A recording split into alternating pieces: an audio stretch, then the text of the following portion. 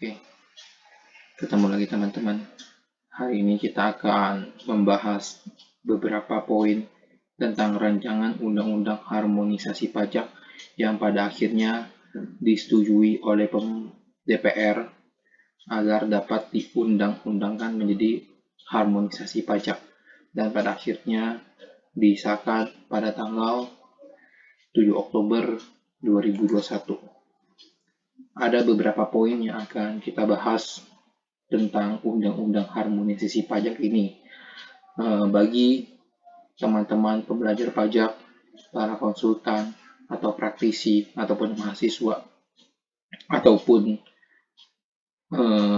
setiap orang yang mempunyai kepentingan dalam peraturan perpajakan, di dalam pekerjaan, ataupun di dalam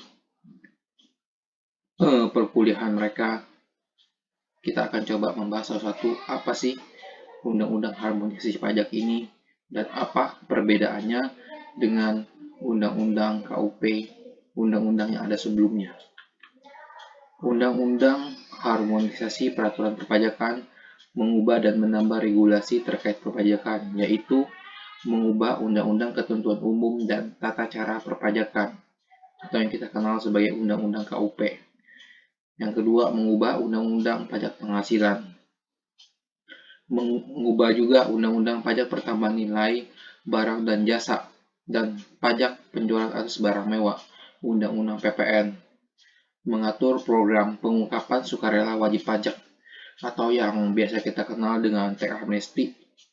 Kita kenal dengan tax amnesty jilid 2. Sebelumnya memang sudah ada tax amnesty jilid pertama untuk mengungkapkan harta sukarela bagi wajib pajak pribadi ataupun badan rentang waktunya dari tahun 1985 sampai 2015.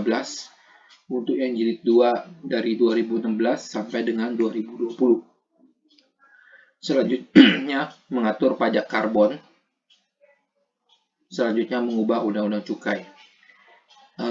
Secara garis besar apa yang akan dibahas di undang HPP ini adalah ini.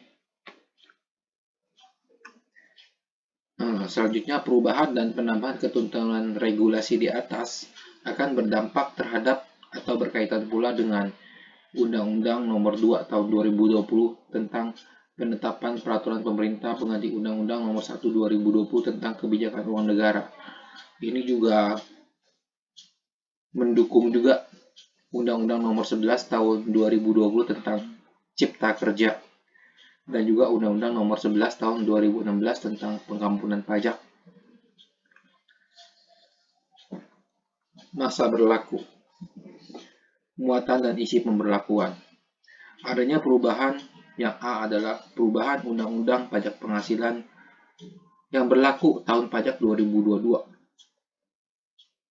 Ingat ya teman-teman, ini berlaku di tahun 2022. Terus yang B, perubahan Undang-Undang Pajak Pertambahan Nilai berlaku mulai 1 April 2022. Yang C, perubahan Undang-Undang Ketentuan Umum dan Tata Cara Perpajakan atau KUP berlaku mulai tanggal diundangkan.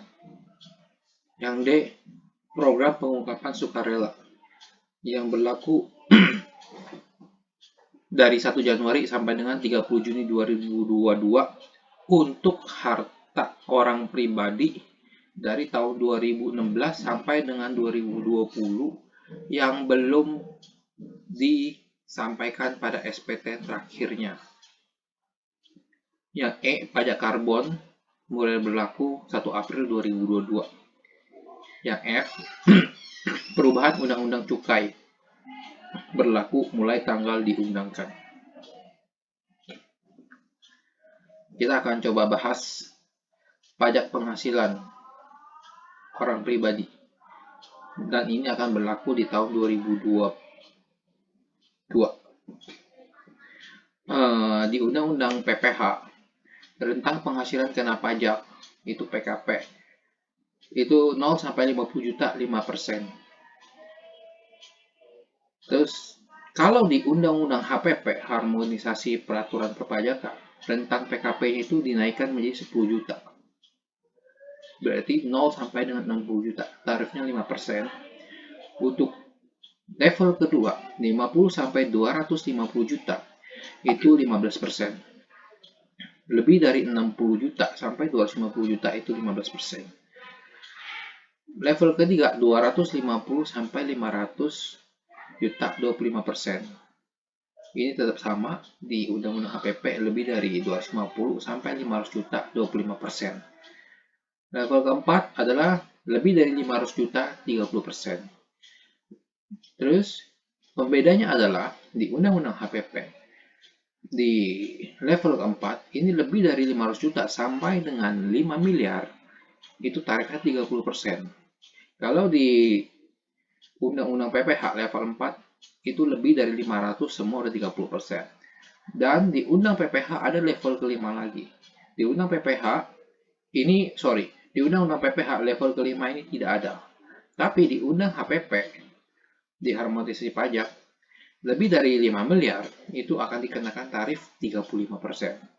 Inilah perbedaan antara Undang-Undang PPH terkait dengan penghasilan orang pribadi dibandingkan dengan Undang-Undang HPP. Selanjutnya, pajak penghasilan atau natura. Natura ini apa sih pengertiannya? Natura ini adalah istilah untuk pemberian fasilitas bukan dalam bentuk uang dari pemberi kerja kepada pegawai, karyawan, dan keluarganya. Dan di Undang-Undang HPP ini menegaskan bahwa pemberian natura kepada pegawai dapat dibiayakan oleh pemberi kerja dan merupakan penghasilan bagi pegawai. Namun, ada natura-natura tertentu yang dinyatakan bukan penghasilan bagi penerima, yaitu penyediaan makan dan minum bagi seluruh pegawai, natura untuk penugasan di daerah tertentu, natura karena keharusan pekerjaan seperti alat keselamatan kerja, seragam, natura yang bersumber dari APBN atau APBD, natura dengan jenis dan batasan tertentu. Ini akan kita bahas selanjutnya. Ini juga selanjutnya adalah pajak penghasilan pengusaha perorangan. Pengusaha perorangan yang menggunakan perhitungan PPH dengan tarif final 0,5% berdasarkan PP nomor 23 tahun 2018 dan memiliki omset maksimal 500 juta tidak dikenai PPH, dan ini mulai berlaku pada tahun pajak 2022.